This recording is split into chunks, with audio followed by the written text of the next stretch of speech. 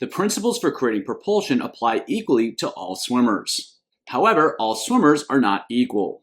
As a result, the specific strategies they use to create a ton of propulsion will not be exactly the same.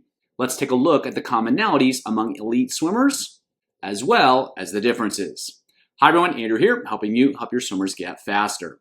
If swimmers want to create as much propulsion as possible with the upper body in backstroke, there are several skills that they need to execute. First, they need to get the rotation timing down to ensure that they can get their arm in an effective pulling position and keep the arm in an effective pulling position. It's very difficult to get the arms behind the body without rotating, so swimmers have to rotate in order to get the arms in the water. Once the arm's in the water, swimmers need to reposition it so as much surface area is facing backwards as possible. They need to create a giant hook with the arm. From that point, they're going to move that arm back, maintaining that surface area for as long as possible in order to move as much water as possible. And throughout the pull, swimmers need to accelerate the arm backwards to maximize the amount of force that's applied to the water. But swimmers have different ranges of motion throughout the joints of the upper body. They also have different limb lengths and they have different levels of strength. So even if swimmers are executing these movements at similar level of skill, they're going to have to use slightly different strategies in order to maximize the physical tools that they're working with. To fully illustrate these concepts, let's see it in action. We've got two elite backstrokers here. Let's start off with some commonalities between the two swimmers. So if we watch both swimmers, as they enter the water, they're going to rotate to the same side.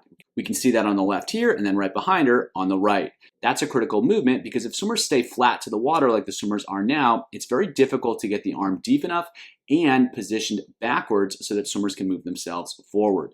So if we watch both swimmers, what they do, as they enter, you can see on the swimmer on the left, she's repositioning her arm. Now her arm is facing backwards, especially her hand and forearm, and then she can apply pressure to the water. And so she doesn't start to pull back until she gets into this position. If we watch the swimmer on the left, it's going to be the same thing. She reorients her arm. Now everything's facing backwards. She has not started pulling yet, but then at this point, she's now in position to start applying pressure to the water.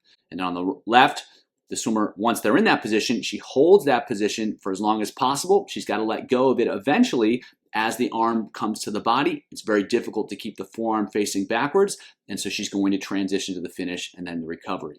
And then we can see the same thing on the left. The swimmer is going to get into that effective pulling position, and she's going to hold that all the way through and then finish through once she's no longer able to maintain that position. The other thing to pay attention to is in order to keep creating propulsion for as long as possible, both swimmers are going to stay rotated down throughout the whole pull until they finish the stroke there. So the swimmer on the left, she's staying rotated down, and only at the end does she finally rotate away. The swimmer on the right, staying rotated down and then only rotating away once she can no longer maintain an effective propulsive position, keeping the forearm facing backwards. And when we look on the other side of the body, we're going to see the same thing. So the swimmer on the left enters, drives into it, gets everything rotated to the side. She then repositions the forearm, has got it facing backwards, now applies pressure, pulls all the way through until she can't maintain that position anymore, and then transitions to the finish.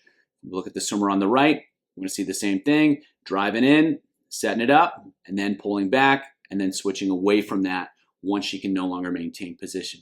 So those are the key ideas that swimmers need to execute on in order to create as much propulsion. Now, if we watch the two swimmers, we can also notice differences. The swimmer on the left tends to be a little bit flatter than the swimmer on the right. She's also a little bit shallower with her pulls as opposed to the swimmer on the right.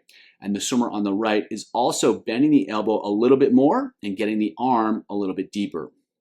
And so even though both swimmers are executing the same basic principles, the specific skills they're using, what they look like, are going to differ. And that's likely due to differences in body size, range of motion, strength. It's hard to know exactly why, but those are the inputs that change the outputs from the swimmers. And ultimately, they are searching for the best solution. Given those basic skills and basic principles, they're looking for the best solution for them.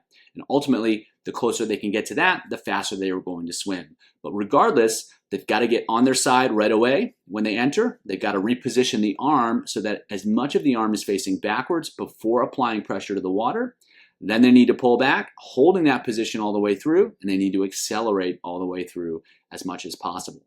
Again, the specific positions, how much rotation happens, the specific bend in the elbow, how deep the arm is, Those are all going to differ depending on the individual characteristics of each swimmer. We've got another pair of swimmers here, and we're going to see the same dynamic. So if we watch the swimmer on the right, watch his left arm, enters, boom, he's on his side right away.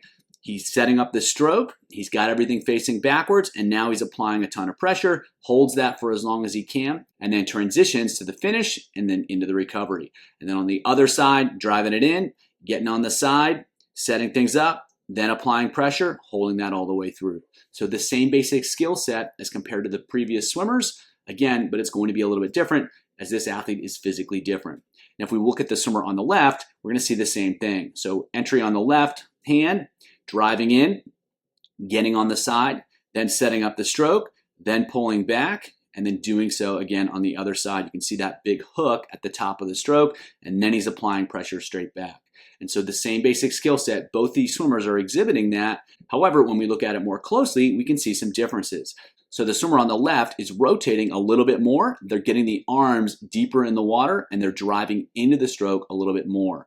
And so that's going to be one key difference. They've got a little bit more elbow bend as well, and they're using that strategy in order to maximize their pull. The swimmer on the right is a little bit flatter, and they're not moving around quite as much, and their arm pull is a little bit more direct. They've got a little bit wider pull, and they're using that again to create speed. And so the same basic positions are being achieved by both swimmers. How they go about getting into those positions and how they maintain those positions is a little bit different. For whatever reason, one swimmer is rotating a little bit more, getting a little bit deeper, and the other swimmer is rotating a little bit less and swimming a little bit flatter. But again, those are relative terms. The overall skill set is very, very similar. So when working with swimmers, what's important is to look for the overall skill set and if they're executing on those big picture principles. And when evaluating differences, determining if it's just an individual characteristic or it's a missed opportunity to create more propulsion and more skill.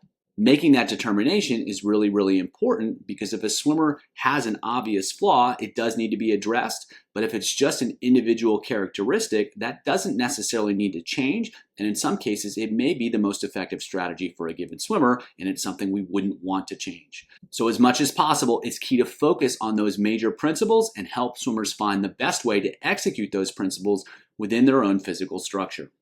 If you want to learn more about how to help backstrokers create a ton of propulsion, check out the video below.